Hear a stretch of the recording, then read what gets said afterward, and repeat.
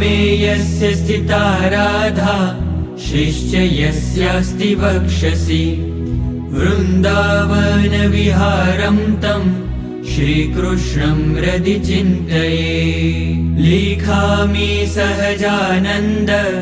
स्वामी सर्वान् निजाश्रितान् नानादेशस्थितान् शिक्षा पत्रिं वृत्तालयस्थितः भ्रात्रो राम प्रतापेच्छा रामयोर्धर्मजन्मनोः यावयोध्या प्रसादाख्य रघुवीराभिधौ सुतौ मुकुन्दानन्दमुख्याश्च नैष्टिका ब्रह्मचारिणः गृहस्थाश्च मया राम भट्टाध्याये मदाश्रयः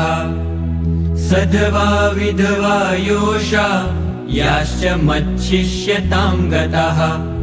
मुक्तानन्दादयो ये स्युः साधवश्चाखिला अपि स्वधर्मरक्षिका मे तैः सर्वैर्वाच्य सदाशिषः श्रीमन्नारायण स्मृत्या